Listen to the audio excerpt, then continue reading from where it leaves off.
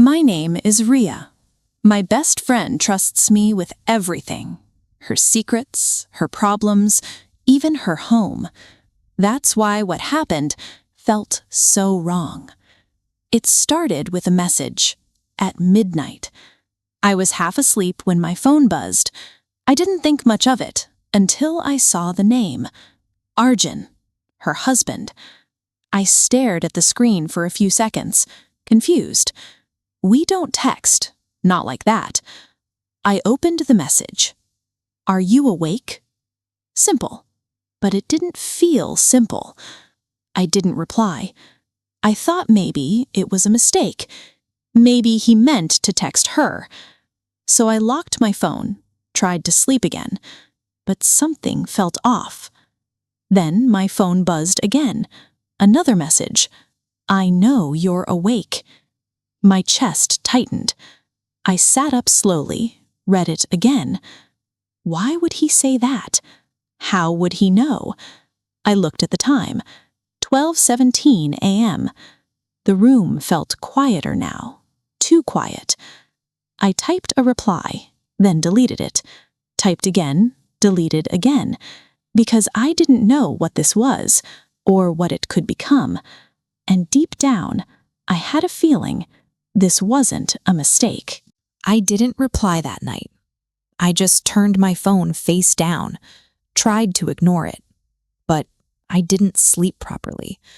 Every small sound made me check my screen. Morning came. I told myself it was nothing. Maybe I misunderstood. Maybe he was drunk or just bored. I tried to forget it, but in the afternoon, another message came. Good morning. I stared at it. It felt normal, too normal, like nothing strange had happened last night. I didn't reply. Again. A few minutes later, another one. You didn't reply. My fingers tightened around the phone. I typed, "Is everything okay?" Then stopped, deleted it, because that felt wrong too. Why was I even replying? I put the phone away, tried to focus on work, flowers, orders, customers, normal things, but my mind wasn't there. That night, my phone buzzed again, same time, almost, 12:09 a.m. I already knew who it was. I didn't want to open it, but I did. I keep thinking about you. My breath stopped for a second. I read it again, slower, hoping I misunderstood. I didn't. This time, it was clear. There was no confusion anymore. This wasn't a mistake. This was something else, and I didn't know how to stop it. A few days later, Maya invited me for dinner. Come over, she said. It's been so long. I hesitated. For a second. Then I said yes. I didn't want to make it weird. I told myself maybe I was overthinking everything. Maybe it would feel normal. When I got there, everything looked the same. Her smile, her voice, her warmth. She hugged me tight. I missed you, she said. I missed you too, I replied, and I meant it. Arjun was there, in the kitchen. He looked at me, just for a second, then smiled. Hey, he said. Normal. Too normal. We sat down to eat. Maya was talking, telling stories, laughing. I tried to focus on her, but I could feel him across the table, not looking directly, but aware. Then it happened. Under the table, something touched my foot. I froze. For a second, I thought it was an accident. I moved my foot slightly, but it followed. Slow, deliberate. My chest tightened. I didn't look up. I couldn't. Maya was still talking, smiling. She had no idea. I pulled my foot back quickly. My hands felt cold. I picked up my glass, tried to act normal, tried to breathe. Then I looked up, just for a second. He was already looking at me, not smiling now, just watching, like he knew exactly what he was doing. I looked away immediately. My heart was beating too fast, because now it wasn't just messages anymore. It was real, and I was sitting right between them, pretending nothing was wrong. I left early that night. I made an excuse. Work tomorrow, I said. Maya didn't question it. She just smiled. Come again soon. That hurt, because she meant it. I walked home slowly. My mind kept replaying everything. The messages, that moment under the table, the way he looked at me.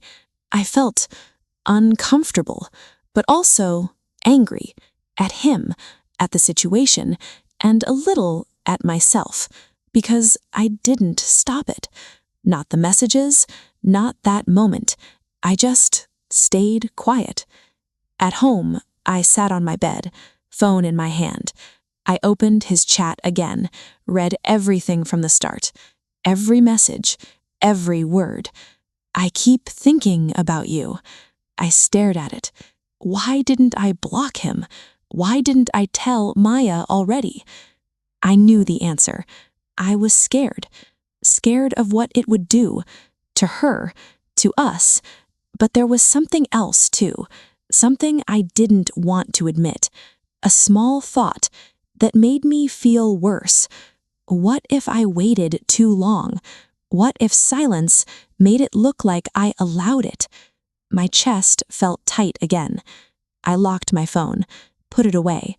But the feeling didn't go away. Because now, this wasn't just about him. It was about me, too. And the longer I stayed quiet, the harder it would be to tell the truth. The next day, Maya came to my shop. She didn't call, just walked in with a smile. I was nearby, she said. I thought I'd see you. I smiled back, tried to act normal. Of course, I said. We stood there for a moment, surrounded by flowers, soft music in the background. Everything felt peaceful, too peaceful. She picked up a small bouquet. This one is beautiful, she said. You always had good taste. I looked at her, really looked. She trusted me, completely. No doubt, no suspicion, just trust. I'm lucky to have you, she added. The words hit harder than I expected. My chest tightened. I forced a small smile. I'm lucky too, but it didn't feel honest. Not anymore. She started talking about her life, about Arjun. Work has been stressful for him, she said, but he's trying. I felt my hands go still. Trying? I didn't say anything, just nodded. He doesn't say much, she continued, but I know him. She smiled softly. That smile made it worse, because she believed that. She believed she knew everything, and I was standing there, knowing something she didn't, something that could break her. She looked at me again. You'd tell me if something was wrong, right? She asked. Simple question, but it felt heavy, too heavy. I opened my mouth, then stopped, because the truth was right there, but the words would change everything. And in that moment, I realized something. Staying silent was no longer protecting her. It was just delaying the damage. That night, I couldn't focus on anything. Maya's words stayed in my head. You'd tell me, right? I kept hearing it, over and over. Then, my phone buzzed again. I didn't need to check. I already knew. Still, I opened it. A new message. I didn't like the way you ignored me. My stomach dropped. Then another. You think I don't notice? My hands felt cold. This was different. Not soft, not hidden. Something else. I stared at the screen, not replying, not moving. Then another message came. I can come to your shop tomorrow. My heart started beating faster. No, that crossed a line, a real one. This wasn't just messages anymore.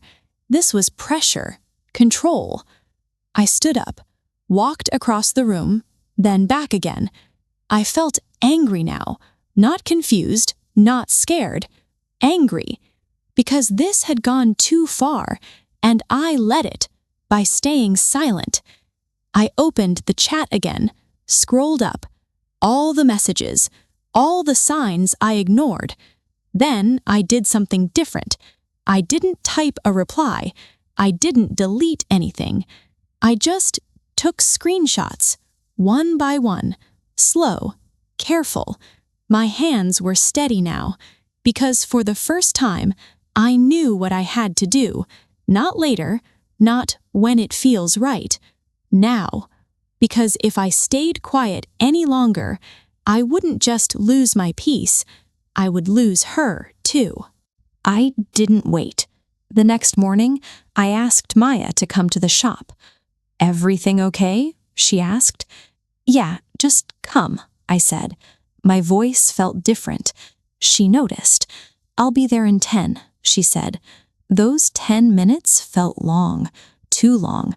I stood behind the counter, phone in my hand, reading the screenshots again, making sure they were real, because part of me still wished they weren't. The door opened. She walked in, smiling, but then she saw my face. "What happened?" she asked. I didn't answer right away. I just handed her my phone. She frowned, looked down, started reading. The first message, then the second, then the rest. Her expression changed slowly. Not shock, not anger, just quiet, heavy quiet. She finished, looked up at me. Her eyes searched my face, like she was trying to understand something bigger. "How long?" she asked. "Since last week," I said. My voice felt small. "I didn't reply," I added quickly. "I didn't—" She raised her hand slightly. I stopped. Not angry, just processing. "Why didn't you tell me earlier?" she asked. That question hurt the most. "I was scared," I said, "of hurting you." Silence. A long one. Then she nodded slowly. "I believe you," she said. My chest loosened just a little, but her eyes, they were different now.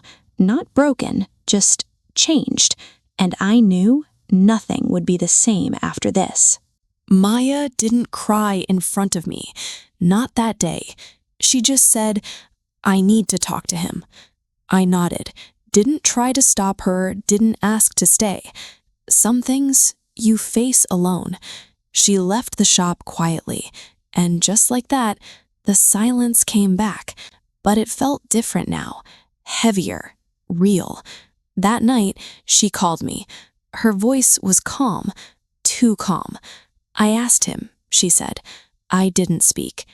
I showed him everything. A pause. He didn't deny it. My chest tightened. "He said it was nothing," she added. "A small breath. But it wasn't nothing to me."